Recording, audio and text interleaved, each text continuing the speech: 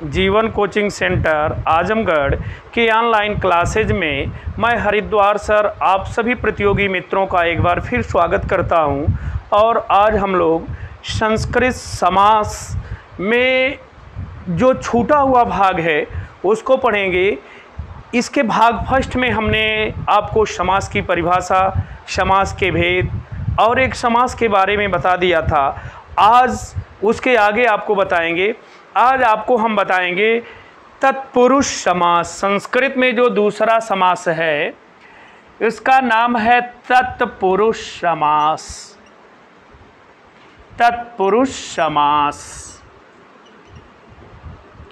अब ये देखिए, सभी लोग इतने ही सूत्र पर चलता है कि प्रायेण उत्तर पदार्थ प्रधानस् तत्पुरुषः।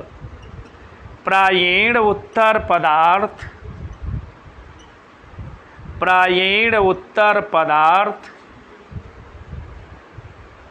प्रधानस् तत्पुरुषः।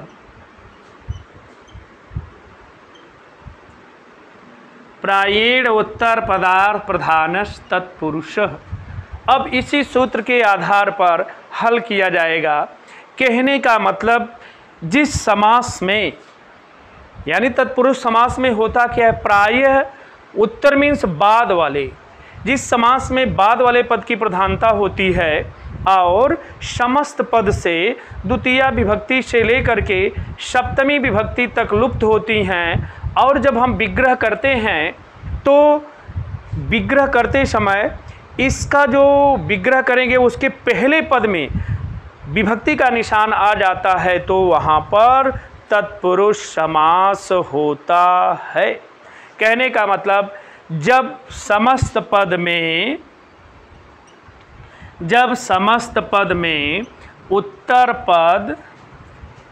उत्तर मीन्स बाद वाले, उत्तर पद के अर्थ की प्रधानता होती है, के अर्थ की प्रधानता होती है, उत्तर पद के अर्थ की प्रधानता होती है और समस्त पद से द्वितीया विभक्ति से लेकर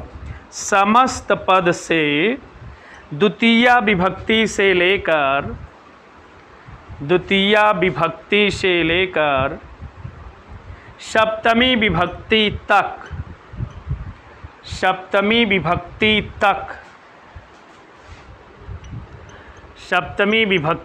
तक लुप्त होती हैं।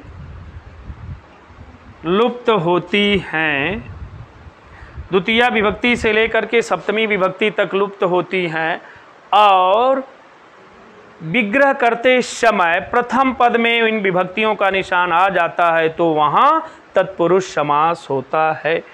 लुप्त होती हैं तो वहाँ तत्पुरुष समास होता है। तत्पुरुष समास होता है।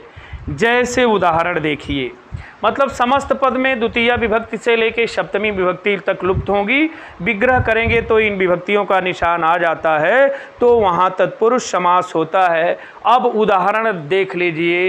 ये जैसे शब्द होता है धनहीनः। धनहीन का जब हम विग्रह करते हैं तो होता है धनेनहीनः। हिंदी हो गई धन से हीन। अब देख लीजिए, जैसे तृतीया में बालकेन होता है उसी प्रकार से धनेन। अब हमको बताना हो तो हम बता देंगे यहाँ क्या है, तृतीया तत्पुरुष है। या दूसरा उदाहरण देख लीजिए, गजारूढ़ शब्द है, गजारूढ़। अब यहाँ देखिए विभक्ति का निशान लुप्त है, हम विग्रह करेंगे तो विभक्ति का निशान आ जाएगा। इसका विग्रह होता है गजम आरूढ़ः। गजम आरूढ़ः, जिसकी हिंदी हो गई हाथी पर सवार। अब यहाँ देख लीजिए, जैसे बालकम उसी प्रकार से क्या हो गया, गजम। ये द्वितीया विभक्ति आ गई तो यहाँ हमें बताना हो तो कह देंगे कि यह द्वितीया तत्पुरुष है। और ये ऊपर वाला धनेनहीना, धनेन तृतीया विभक्ति है तो ये क्या हो गया, तृतीया तत्पुरुष हो गया। अब यहाँ भी देख लीजिए, हाथी की प्रधानता नहीं है, जो उस पे सवार हो जा रहा है उसकी प्रधानता है, तो बाद वाला पद प्रधान, इसलिए क्या है, तत्पुरुष समास। अब देखिए आगे, आप इसको नोट कर लीजिए, तत्पुरुष समास के भेद। देखिए संस्कृत में जब हम चलेंगे तो यहाँ क्या है, तत्पुरुष समास के भेद की बात आती है। तत्पुरुष समास के भेद, समास के भेद देखिए दो, तत्पुरुष समास के दो भेद होते हैं। एक को कहते हैं समानाधिकरण तत्पुरुष, समानाधिकरण तत्पुरुष, समानाधिकरण तत्पुरुष, और दूसरे को कहते हैं व्यधिकरण तत्पुरुष, व्यधिकरण तत्पुरुष, व्यधिकरण तत्पुरुष। समानाधिकरण हो गया और दूसरा व्यधिकरण तत्पुरुष हो गया। ये तत्पुरुष समास का दो भेद है। लेकिन छात्रों, हमने आपको बताया है, जब आपको कारक विभक्ति उसका निशान याद रहेगा तो आप तत्पुरुष समास के भेद, तत्पुरुष समास को आप आसानी से छांट पाएंगे। हमने आपसे एक चर्चा किया था, एक कविता के रूप में आपको कारक विभक्ति और उसके निशान की बात बताया था हमने। वो निशान आपको पता होगा तो आप आसानी से कर पाएंगे, नहीं तो समस्या आ जाएगी। देखिए समानाधिकरण तत्पुरुष, व्यधिकरण तत्पुरुष, ये दो है, लेकिन जब आपको कारक विभक्ति उसका निशान याद रहेगा तब आप आसानी से कर पाएंगे। तो सबसे पहले हम वो आपको बता देते हैं कारक विभक्ति, तब उसके बाद ये बताते हैं आगे। जैसे देख लीजिए, हमने बताया था कारक विभक्ति के निशान के लिए कारक एवं विभक्त, एक कविता बताया था, उस कविता के माध्यम से आप सभी लोग हल कर लेंगे। क्या बताया था, कर्ता ने कर्म को, कर्ता ने कर्म को और करण से जान, कर्ता ने कर्म को और करण से जान, कर्ता ने कर्म को और करण से जान। दूसरी लाइन है, संप्रदान के लिए अपादान से मान, संप्रदान के लिए अपादान से मान, संप्रदान के लिए अपादान से मान। उसके बाद आगे है, काकी के संबंध, काकी के संबंध, काकी के संबंध में पर अधिकरण समान, में पर अधिकरण समान। संबोधन हे भो अरे, संबोधन हे भो अरे, कारक की पहचान, कारक की पहचान। तो मित्रों, आप इस कविता के आधार पर कारक विभक्ति उसके निशान की कहीं ज़रूरत होगी आप याद कर लेंगे। कैसे, कर्ता ने, कर्ता कारक का निशान क्या होता है ने, और कर्म कारक का निशान होता है को, जिसमें द्वितीया विभक्ति होती है। करण कारक तृतीया विभक्ति, उसका निशान होता है से द्वारा। उसके बाद संप्रदान कारक है जिसमें चतुर्थी विभक्ति होती है, इसका निशान होता है के लिए। अपादान कारक पंचमी विभक्ति, इसका निशान से अलगाव। फिर का की के संबंध कारक जिसमें षष्ठी विभक्ति होती है। में पर सप्तमी विभक्ति जिसमें अधिकरण कारक होता है। और संबोधन कारक हे जिसमें संबोधन है यानी अष्टमी में होता है। तो संबोधन का निशान है हे भो अरे, कारक की यही पहचान है। आपको हम ये पहले भी बता चुके हैं, ये आपके दिमाग में अगर है तो आप आसानी से याद कर, आप आसानी से अलग कर पाएंगे। तो चलिए आपको सबसे पहले बताते हैं कि समानाधिकरण क्या है। कहने का मतलब तत्पुरुष समास का दो भेद है, आप नोट कर लीजिए। उसमें हमने आपको पहला भेद बताया समानाधिकरण तत्पुरुष, समानाधिकरण तत्पुरुष। भेद में हमने बताया आपको पहला समानाधिकरण तत्पुरुष, ये है समानाधिकरण तत्पुरुष। यानी इतना अगर हम कह दें तत्पुरुषः समानाधिकरणः कर्मधारयः, तत्पुरुषः समानाधिकरणः कर्मधारयः, तत्पुरुषः समानाधिकरणः कर्मधारयः, ये है। यानी कहने का मतलब जिसमें समान विभक्तियां लगती हैं उसे हम समानाधिकरण तत्पुरुष कहते हैं। कहने का मतलब प्रथम और द्वितीय दोनों पदों में जब समान विभक्तियां लगती हैं तो उसे हम समानाधिकरण तत्पुरुष कहते हैं। जैसे ये शब्द है नीलोत्पलम, नीलोत्पलम। हमने कहा कि समानाधिकरण में दोनों में समान विभक्तियां लगती हैं। समानाधिकरण तत्पुरुष समानाधिकरण कर्मधारय, समानाधिकरण तत्पुरुष कौन है? वो कर्मधारय समास है। पहले और बाद वाले दोनों पदों में जब समान विभक्तियां लगती हैं तो वो कर्मधारय समास हो जाता है, जो तत्पुरुष का ही भेद है। जैसे नीलोत्पलम शब्द है, इसको हमने कह दिया नीलम उत्पलम। अब आप देखिए ये प्रथम पद है और ये उत्तर पद है, दोनों में समान विभक्तियां लगी हैं। अब ये का हो गया? कर्मधारय हो गया। इसका विग्रह एक तरीके से हम और कर लेते हैं, नीलम च तत् उत्पलम, नीलम च तत् उत्पलम, नीलम च तत् उत्पलम। अब यहाँ देखिए प्रथम और उत्तर दोनों पदों में समान विभक्तियाँ लगी हैं, इसीलिए क्या हो गया? कर्मधारय, जो तत्पुरुष का ही भेद है। यह हमने कह दिया ये कृष्ण सर्पः, इसका जब हम विग्रह करेंगे तो होता है कृष्णः सर्पः। अब आप देखिए प्रथम और उत्तर दोनों पदों में समान विभक्तियाँ लगी हैं, इसलिए क्या है? कर्मधारय समास।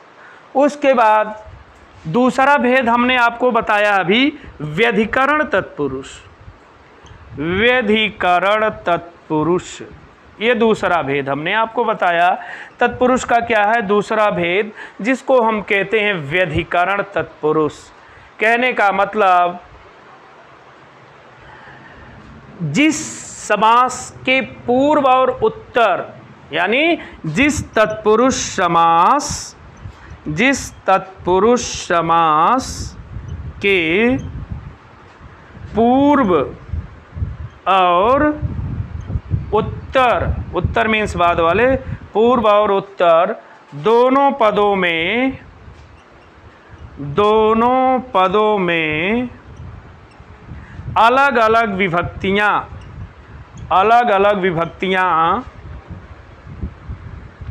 लगाई जाती हैं तो उसे व्यधिकरण तत्पुरुष कहते हैं, तो उसे व्यधिकरण तत्पुरुष कहते हैं। यानी जिस समास के पहले और बाद वाले दोनों पदों में आपको अलग अलग विभक्तियां दिखें तो जान जाइए वो क्या है? व्यधिकरण तत्पुरुष है। अब जैसे आप देख लीजिए, कहने का मतलब यही, अगर हम कह दें कि सुख प्राप्त शब्द है, सुख प्राप्त ये शब्द है। अब आप देख लीजिए सुख की प्रधानता नहीं है, बाद वाले पद की प्रधानता है। तत्पुरुष में क्या होता है? बाद वाला पद प्रधान होता है, तो इसको हमने कह दिया सुखम प्राप्त। अब देख लीजिए यहाँ द्वितीय है, यहाँ प्रथमा में जा रहा है, तो दोनों में अलग अलग विभक्तियां लगी है। हिंदी हो गई सुख को प्राप्त, तो यहाँ द्वितीय है, ठीक, प्रथमा ने द्वितीय को। अब देख लीजिए यहाँ सुख की प्रधानता नहीं है, उसको प्राप्त करने की प्रधानता है, तो दोनों में अलग अलग विभक्तियां दिख रही हैं, इसलिए क्या हो गया? ये तत्पुरुष समास हो गया। अब व्यधिकरण तत्पुरुष के जो है 6 भेद होते हैं। आगे आप देखिए व्यधिकरण तत्पुरुष के भेद।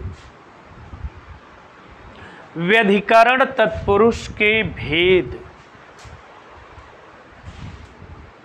व्यधिकरण तत्पुरुष के भेद। तत्पुरुष के भेद। देखिए, व्यधिकरण तत्पुरुष के 6 भेद होते हैं, जिसमें द्वितीया से लेकर के सप्तमी तक है। ये आपका है पहला द्वितीया तत्पुरुष, या इसको आप कह लेते हैं कर्म तत्पुरुष। उसके बाद है तृतीया तत्पुरुष, विभक्तियों के आधार पर इसका नामकरण होता है, जिसको हम कहते हैं करण तत्पुरुष।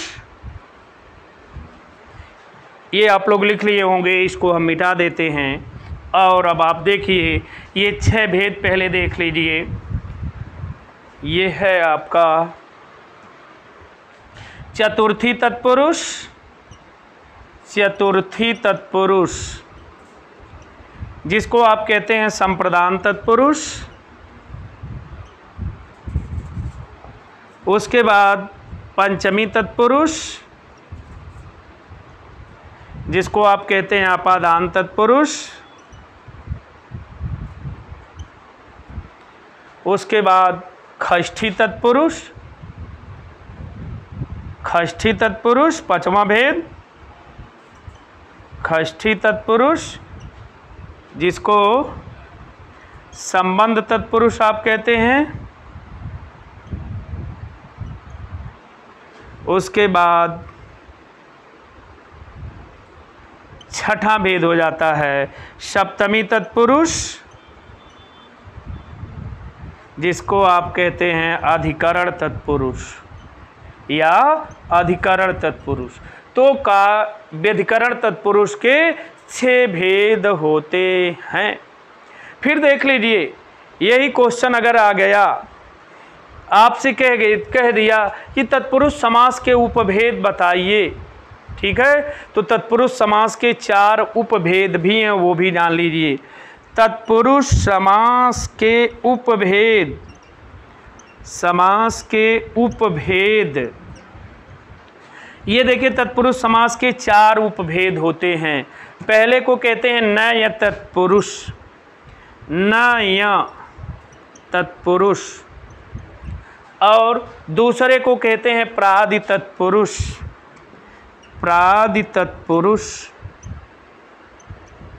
उसके बाद तीसरे को कहते हैं उपपद तत्पुरुष। उपपद तत्पुरुष। और चौथे को कहते हैं अलुक तत्पुरुष। ये 4 भेद, जब ये कहे कि तत्पुरुष समास के उपभेद बताइए, अगर प्रश्न आया है तो आप कहेंगे तत्पुरुष समास के 4 उपभेद होते हैं। नज तत्पुरुष, प्रादि तत्पुरुष, उपपद तत्पुरुष, अलुक तत्पुरुष। अब जो व्यधिकरण तत्पुरुष के 6 भेद हैं, एक एक भेद करके देखा जाएगा। तो पहला भेद ये आप नोट कर लेंगे, और एक एक भेद अब आपको हम बताते हैं। यानी व्यधिकरण तत्पुरुष के भेद। व्यधिकरण तत्पुरुष के भेद 6 अभी अभी हमने बताया। पहला भेद पढ़ना है, जिसका नाम है द्वितीया तत्पुरुष या कर्म तत्पुरुष, या इसको हम बोलते हैं कर्म तत्पुरुष। देखिए, सब में बाद वाला पद ही प्रधान होगा, ये आप लिख लिए होंगे, मिटा देते हैं। अब आप ध्यान से समझिए, यानी द्वितीया तत्पुरुष या कर्म तत्पुरुष। कहने का मतलब कि जब तत्पुरुष समास में समस्त पद से द्वितीया विभक्ति लुप्त हो, और जैसे विग्रह करते हैं उसके विग्रह करते समय प्रथम पद में द्वितीया विभक्ति का निशान आ जाता है, तो वहाँ पर द्वितीया तत्पुरुष होता है। यानी जब तत्पुरुष समास में, जब तत्पुरुष समास में समस्त पद से द्वितीया विभक्ति समस्त पद में द्वितीया विभक्ति, समस्त पद से द्वितीया विभक्ति लुप्त होती है, मतलब नहीं रहती है, लुप्त होती है। तथा विग्रह करते समय यानी जब आप समास विग्रह करेंगे, विग्रह करते समय पूर्व पद में द्वितीया विभक्ति आ जाती है, द्वितीया विभक्ति आ जाती है, तो वहाँ पर द्वितीया तत्पुरुष होता है, तो वहाँ पर द्वितीया तत्पुरुष होता है। जैसे यानी पूर्व पद में, पहले वाले पद में द्वितीया विभक्ति का निशान आ जाएगा, तो वहाँ पर द्वितीया तत्पुरुष होता है। अब देख लीजिए, जैसे ये शब्द है, ऐसे उदाहरण दे देता है, कहता है बताइए कौन समास है। प्रलयगत हमने लिखा है, प्रलयगतः शब्द है। अब इसका सबसे पहले हम विग्रह कर लेंगे, तो विग्रह में आया कि प्रलयगतः का मतलब प्रलयम गतः, प्रलयम गतः। प्रलय की प्रधानता नहीं, जो प्रलय को जा रहा है उसकी प्रधानता है। हिंदी हो गई प्रलय को गया हुआ, प्रलय को गया हुआ। अब आप देखें, प्रलय को गया हुआ, यहाँ पर द्वितीया है, जैसे बालकम वैसे प्रलयम। हमने कहा कि विग्रह करते समय जो पूर्व पद होगा उसी में विभक्ति का निशान आ जाएगा। अब यहाँ द्वितीया विभक्ति का निशान आ गया, तो इसमें क्या है, द्वितीया विभक्ति है। अब इसको कहीं भी बताना होगा तो हम कहेंगे ये क्या है, द्वितीया तत्पुरुष। दूसरा उदाहरण जैसे शब्द है शरणागतः, शरणागतः शब्द है, तो इसका विग्रह हो गया शरणम आगतः। अब आप देख लें, यहाँ पर द्वितीया है, जैसे बालकम वैसे शरणम, यानी शरण में आया हुआ। अब देख लीजिए, ये द्वितीया में है पहला पद तो कहा है, और दूसरी बात बाद वाला पद प्रधान है। शरण की प्रधानता नहीं है, जो शरण में आ गया है उसकी प्रधानता है, इसलिए कहा हो गया द्वितीया तत्पुरुष। या कूपपतितः, कूपपतितः। अब इसका विग्रह करेंगे तो हो जाएगा कूपम पतितः, जिसकी हिंदी हो गई कुएं में गिरा हुआ। कुएं की प्रधानता नहीं, जो उसमें गिर गया है उसकी प्रधानता है, तो बाद वाला पहला पद द्वितीया में है, इसलिए क्या हो गया, द्वितीया तत्पुरुष। अगला उदाहरण है कृष्णाश्रितः, कृष्णाश्रितः। अब देख लीजिए, इसका जब हम विग्रह करते हैं तो होता है कृष्णम श्रितः, कृष्णम श्रितः। अब यहाँ पर इसकी हिंदी हो गई कि कृष्ण का आश्रय लिया हुआ, या कृष्ण पर आश्रित, कृष्ण पर आश्रित। अब कृष्ण की प्रधानता नहीं, जो उन पर आश्रित है उसकी प्रधानता है, तो कृष्णम में द्वितीया विभक्ति, इसलिए द्वितीया तत्पुरुष। क्लियर है? तो छात्रों आप देख पा रहे होंगे कि प्रथम पद में जैसे प्रलयम द्वितीया है, शरणम द्वितीया है, कूपम द्वितीया है, कृष्णम द्वितीया है, इसलिए क्या हो गया, ये द्वितीया तत्पुरुष। उसके बाद अब हम आपको जो है दूसरा भेद बताते हैं। तत्पुरुष का दूसरा भेद है तृतीया तत्पुरुष, तृतीया तत्पुरुष। ये आप नोट कर लीजिए, दूसरा भेद है तृतीया तत्पुरुष। ये तृतीया तत्पुरुष, या इसको हम कहते हैं कारण तत्पुरुष, कारण तत्पुरुष। निशान होता है शे द्वारा। अब इसका परिभाषा है कि जब सामासिक पद के पूर्व पद में तृतीया विभक्ति का लोप होता है। जब सामासिक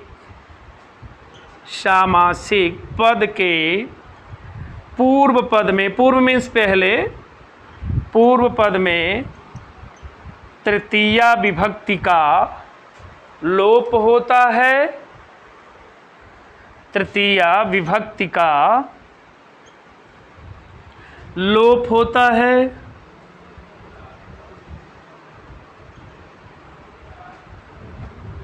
तो वहाँ पर तृतीया तत्पुरुष होता है या करण तत्पुरुष होता है। अब आप छात्रों देखिए, कहने का मतलब समस्त पद से के पूर्व पद में तृतीया विभक्ति लुप्त होगी। जैसे ही हम विग्रह करते हैं तो पूर्व पद में तृतीया विभक्ति का निशान आ जाता है, तो वहीं पर क्या हो जाता है, तृतीया तत्पुरुष, यानी पहला पद तृतीया में रहेगा, अब बाद वाला पद प्रधान रहेगा। तब आप उसको कह देंगे क्या कि ये क्या है, तृतीया तत्पुरुष। जैसे हमने अभी लिखा था उदाहरण के लिए, ये धनहीन लिखा था, ठीक है। अब इसका जब हम विग्रह करते हैं तो होता है धनेन हीन, जिसकी हिंदी हो गई धन से हीन। अब जैसे बालकेन वैसे प्रथम पद आपको दिख रहा है कि ये क्या है, तृतीया में है। दूसरा उदाहरण देख लीजिए, सराहतः शब्द है, सराहतः। जब हम इसका विग्रह करते हैं तो होता है सरेणयाहतः। सराहतः का मतलब क्या हो गया, सरेण आहतः, यानी हिंदी हो गई क्या, बाण से घायल। अब जैसे बालकेन वैसे सरेण, पहला पद तृतीया में है और बाद वाले पद की प्रधानता है, इसलिए का हो गया तृतीया तत्पुरुष। या पितृसदृशः, पितृसदृशः। अब देखिए पितृ शब्द का रूप होता है तृतीया में पित्रा, पित्रा सदृश, यानी पिता के समान। अब देख लीजिए पित्रा तृतीया में है, इसलिए का हो गया यहाँ पर तृतीया तत्पुरुष हो गया। या हम कह दें पाद खंजह, पाद खंजह। जब विग्रह करते हैं तो विग्रह में मिलता है पादेन खंजह, पादेन खंजह, यानी पैर से लंगड़ा। अब पादेन क्या है, तृतीया है। जैसे बालकेन तृतीया में होता है उसी प्रकार से पादेन में तृतीया। तो इसमें आप देख रहे हैं प्रथम पद क्या है, तृतीया में है और बाद वाले पद की प्रधानता है, इसलिए ये हो गया तृतीया तत्पुरुष। उसके बाद अगला भेद, इसको आप लोग नोट कर लीजिए, चतुर्थी तत्पुरुष। चतुर्थी तत्पुरुष ये है आपका थर्ड, चतुर्थी तत्पुरुष, या इसको हम कहते हैं संप्रदान तत्पुरुष। संप्रदान तत्पुरुष यानी संप्रदान में क्या होता है कि जहाँ आप देखते हैं कि संप्रदान यानी के लिए निशान होता है, यानी इसकी परिभाषा हम करें तो ये होता है कि समस्त पद से जब चतुर्थी विभक्ति लुप्त होती है और विग्रह करते हैं तो इसके पहले पद में चतुर्थी विभक्ति का निशान आ जाता है, तो वहाँ पर चतुर्थी तत्पुरुष होता है। यानी पहला पद चतुर्थी में होगा और बाद वाले पद की प्रधानता होगी तो वहाँ चतुर्थी तत्पुरुष होता है। यानी जब समस्त पद से चतुर्थी विभक्ति, समस्त पद से चतुर्थी विभक्ति लुप्त होती है, लुप्त मतलब नहीं रहती है, लुप्त होती है, तथा जब समस्त पद से चतुर्थी विभक्ति लुप्त होती है तथा विग्रह करते समय पूर्व पद में